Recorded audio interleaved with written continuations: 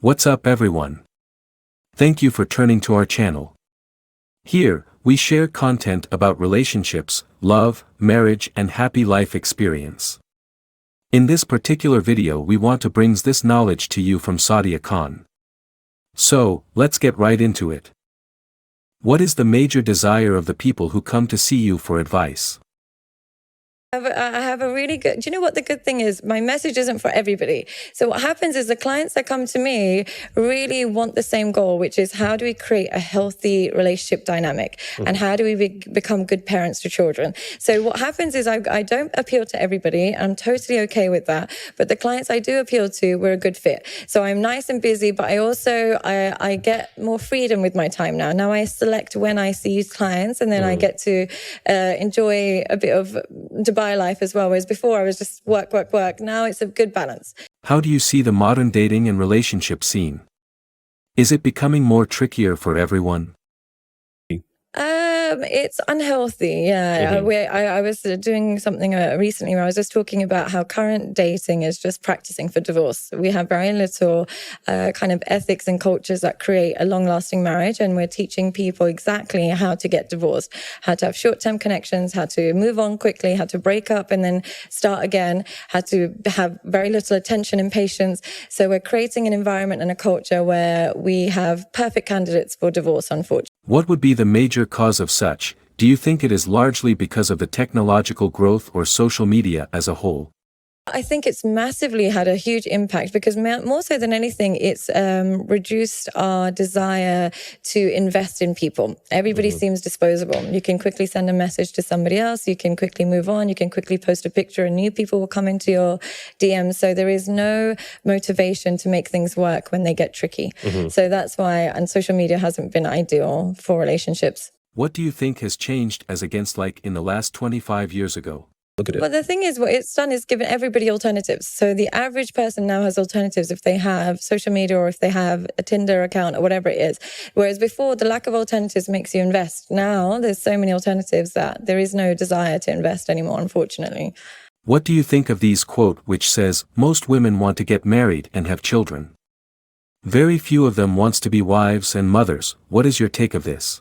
I understand where the person is coming from that with. In my experience of working with, clients and couples, wives and mothers involves being quite nurturing, and it's a selfless role. When you become a mother, you realize that, the crying baby doesn't care if you're hungry, tired, sleeping. It's an automatic selfless role. And in this hedonistic society where there's so much pleasure available, being selfless is becoming a dying trait. So I do think, I understand it is I don't think people understand the level of selflessness that it takes to maintain a healthy marriage and children. And they almost expect faithfulness, loyalty. They expect the marriage to work because that's what it used to be. But now we have to work on it, unfortunately. It's not going to come effortlessly, and that requires selflessness. So, what kind of person would you say you are right now? Is it the one who is focused on her career or one who wants to build a family? No, I would say I'm always ready. But the thing is, I'm also a difficult person. I'm a very difficult person. I'm not the easiest. I'm quite like, I see red flags and everything. So I can't just think like, even with kids, I'm like, oh, we can just do this. But in my head, I'm like, yeah, but that's not safe for them. That's not good for them. That's not this.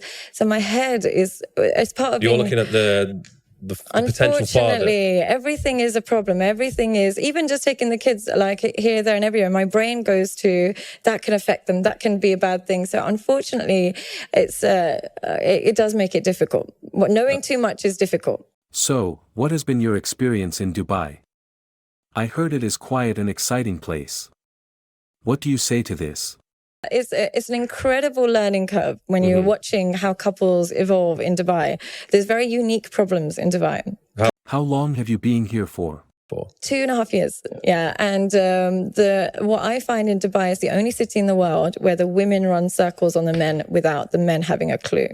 It's the only city in the world. Every other city is the men that are a bit of, the men are annoying or this, that, and the other. This is the only city in the world where the women are running circles on the men and they have no idea. What do you mean by that? What I mean by that is there are women out here who've got their house paid for, their rent paid for, they got their car and they got an allowance, and they're using that money to go on dates with their boyfriend while their husband's at work. And he thinks he's smart. Yeah. Are these women from various places with a specific mission for this purpose? Knowing that Dubai is a good environment for them to strive. Absolutely. But they're so finessable. The guys are the problem here. The women are not the problem. We've got to remember that there's a reason why jobless women come here, because they find men dumb enough to invest all their hard work and energy into a woman simply because she's 20 years younger, or simply because she's his type physically, or simply because she's a yoga instructor. It would be stupid of them not to take advantage of that. The men have lost their ability to see straight when it comes to the women here, and they go for trouble. They look for trouble. There'll be a good, wholesome woman, and there'll be a woman with all the red flags in the world, and they zoom in on that woman. Yeah. Are these women loyal to these men, or what do you think is their driving motivation? That's what the thing is. They think that because they're rich and they provide for her, she's not going to go anywhere. What they don't know is the women in Dubai, you are one of 50 rich men they know. They know 50 millionaires. They know 50 men in that industry. So if you think your money's going to keep her, you're deluded, unfortunately. Your competition isn't other men. Your competition is what she's out here for, her goal. And if her goal is simply to collect, it doesn't matter if you're the best man in the room, you're going to get finessed. Why do you think these women choose to exchange their self-esteem and pride for this line of choice? What is your take on this? I think what I've noticed is that there's no reward in being a traditional good woman anymore. If you are a traditional woman who's got no, pictures on Instagram, who isn't going out all day, every day, who isn't sleeping around and isn't getting lots of surgery and not putting on loads of makeup, and you're simple, just a traditional woman, there's no reward in that. You will never find a date. You'll never find a man that says, here, let me take you out. Here, let me do this. Whereas if you are the most promiscuous, provocative, dangerous woman, your DMs are endless and you are booked every single day of the week, and you get to choose which country you want to fly out to. So humans are going to look at where's the most reward, and they're going to lean towards whatever's the easiest and most rewarding and profitable, unfortunately. So, do you think it difficult to find out their traditional women with traditional values today, with the rise of OnlyFans and Instagram ladies? Impossible, because and that's what makes it difficult for women who aren't along those lines, because they're thinking, I don't know, especially when you look on social media, they're thinking, my guy's never bought me a handbag, my husband's never taken me to these nice places, my guy's never done that. And then you take a woman who's incredibly promiscuous online, and whatever she wants in life she gets to get. So you start to realize that men reward promiscuity, they reward toxicity, they reward non-traditional values, but then they claim they want a good woman. And then you're like, this is strange. What they're saying and what they're doing is different. Look at what they're saying. They want good traditional women, but look at what they're investing in. They're investing in the woman with her entire body out, and the other things men will say is, I want a natural woman, no makeup. But you see who they're following on Instagram. It's nothing but surgeries, fillers, this, that, and the other. And it's like, well, you're saying this, but what are you actually investing your time and energy into and your resources into? Is it weird that most men haven't recognized that they are part of the problem with promoting promiscuity? It's not in a weird way, it's in a direct way, not just you, but it's everybody. Like, if I learn that if I just post a picture of my cooking, and if I post a picture of like me just teaching my kids something, no one's rewarding that. But if I post a picture of me in my bikini and I get 10,000 followers and I get brand deals as a result of that, and I get free clothes and I get free makeup, we're looking at the women, but really women are the supply. The demand is who are they going towards? The men are investing in there's men out there that will pay 10 grand for a picture of a woman's feet. Yeah. And there's another woman who's thinking, okay, I can go to university, study, and then, do something. Or another girl can post a picture of her feet and then make that same money in a day. And then we're going to think, what are young, impressionable women who don't have father figures or don't have people that are supporting them at home, where are they going to go? Do you feel that most of these less traditional women are individuals from a poor financial upbringing and had limited or no financial opportunity as such?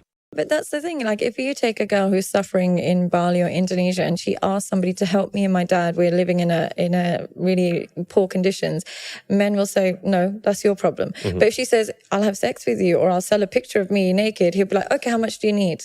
Now, when men are rewarding promiscuity, what do you expect the women to do? What do you expect them to do? And we've got all these issues about women are no longer traditional, women are this, women are that. I'm not saying that they're not, but why are we rewarding that so much? And what do you expect somebody who's poor and hasn't got like a financial stable home or hasn't got father figure, mother figure?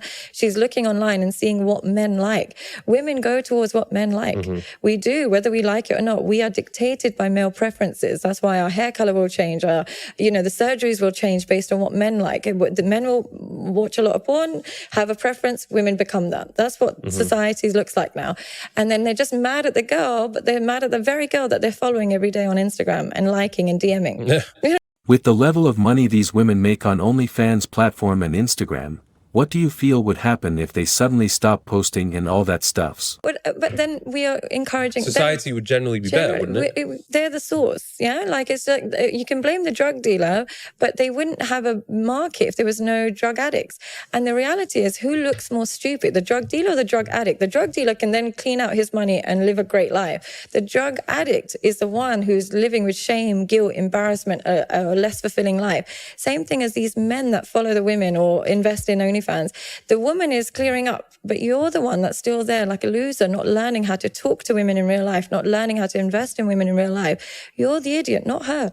So we need to stop blaming the OnlyFans girls and be like, you're the trash. But really, the trash is the person that's subscribing.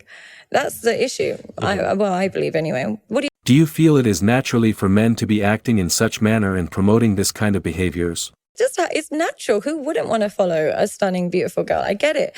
And I could argue that the women should stop posting that. But the reality is there's no negative consequences to posting badly. There's before, like I've said before, if I was a woman posting provocative pictures, I would know that there's going to be men who would judge me and never want to be with me. Now there's men queuing up to be with that girl. And they see it as a prize. Like, oh my God, your girl's so hot, blah, blah. She's got her body done and she's on Instagram. They see it as a prize. They don't see it as a bad thing. So there's no negative consequences from being promiscuous as a woman anymore because the men don't mind. They actually encourage it. So I don't know, maybe it's a chicken and egg. Maybe it's a both thing, but we can't blame one or the other. What is your take on men and women on the issue of body count in relations to their general life stand? About this quite recently, and I always say it's bad for both, but worse for men. And I'll tell you why. Worse for men. I'll tell you why. Because this is what happens when you have a high body count, man or woman. You have to drop your standards in order to have a high body count, either in the women that you're investing in or the treatment you're getting. I think it depends who you are. It depends who you are, but the reality is, even if you're Leonardo DiCaprio or whatever it is, you have to choose a woman who's very promiscuous for her to be okay with one night stands. So what's happening is you're now getting used to women who are calling their boyfriend and saying, babe, I'll be home in 10 minutes while she's in your bed. You are getting used to women who are like sleeping with you and then going off to sleep with your friend the next day. You are getting used to women who don't even reply and don't care if you see them again or not. You are getting used to such low quality of women that when you meet a girl who's also low quality, but she's slightly above the usual promiscuous hoe that you're used to, you start glorifying her and thinking she's amazing because your comparison level has dropped so low. You are so used to that woman that has nude pictures online, or the one that's cheating on her boyfriend to sleep with you, or the one that is just sleeping with you and your friends. You're so used to such a low level of woman, you no longer have the skills and tools required to speak, to communicate, or be with a wholesome, good woman that can maintain a marriage. You are now going to attract another broken person because your standards have dropped. And the other thing that I would say is when you sleep around, there is no way you can sleep around with so many people and not feel some level of shame and guilt, because there's always that girl that you meet and then in the morning you're like, oh, please go away.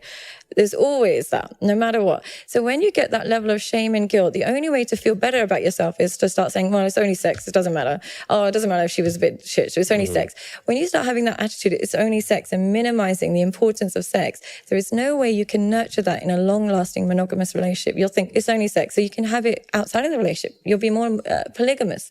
So whereas for women, it's not good either. I'm not saying it's a good thing for women, but men risk pregnancies. Women can get rid of a baby. They have let's say a woman doesn't want to be with you. She has a baby, she gets pregnant, she gets rid of it that day. But say the average woman, if she gets pregnant with Mike fucking Thurston, she's keeping it. And you have no say in that. And now you're either stuck with this woman for the rest of your life, like to some degree, or you think, I'm not dealing with this, that's your problem, I'll pay for it, but I don't want anything to do with it. But your child is now being raised in the hands of a man that you don't know or respect, by a woman you don't know or respect. It's a big risk for a man. And all because you want to be more skilled in the bedroom. It's not worth it. It's really not worth it. What do you thinking men who sleep around with so much women would miss in the event of them stop their habit of sleeping around? You just miss novelty. It's not that you enjoy sleeping around. There's not, I mean, how sex is sex. How great can it be?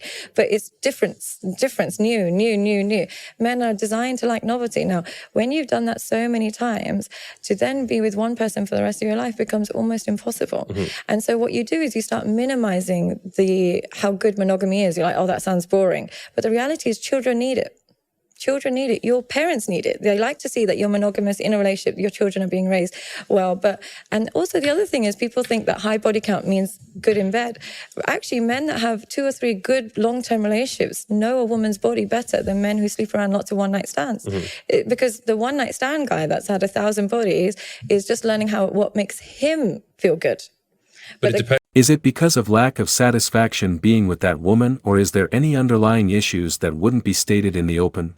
But usually women he's in a relationship do that with better than the one-night stand. She's not going to... A man that's a one-night stand with a girl he doesn't respect, he's like, I don't need to give you the best night. I just need to... And then you can go. But when you are in a long-term committed relationship, you invest time and energy to be pleasing and satisfying. So it's actually not linked to satisfaction. Men that come out of long-term relationships with maybe a few partners tend to be better than ones that have been 1,000 one-night stands because they learn the skills and etiquettes it takes to create intimacy. Do you think a woman with a high body count with high-value men has any advantage in life, or what is your take on the issue of women and high-value men? 1%. Do you think high-value top percentage men actually choose wisely? I have a theory that high-value top percentage men are more likely to be cheated on. Really? Yeah, than the average Joe. Because here's the difference. Somebody, let's take the 2 reasons. Firstly, they choose badly to begin with. Let's take, I'm not saying you do this, but somebody like you, if you wanted to, there's not a woman that you couldn't DM that wouldn't reply, read it. There's very few women that wouldn't, that would leave you on the scene. So you have the pick of the world. You're not like the average Jimmy in his mum's basement who can only talk to Janet in HR. You can talk to whoever you want. Now, when you can talk to whoever you want, you are going to pick the most out there woman. You're not going to pick Caitlin in Starbucks.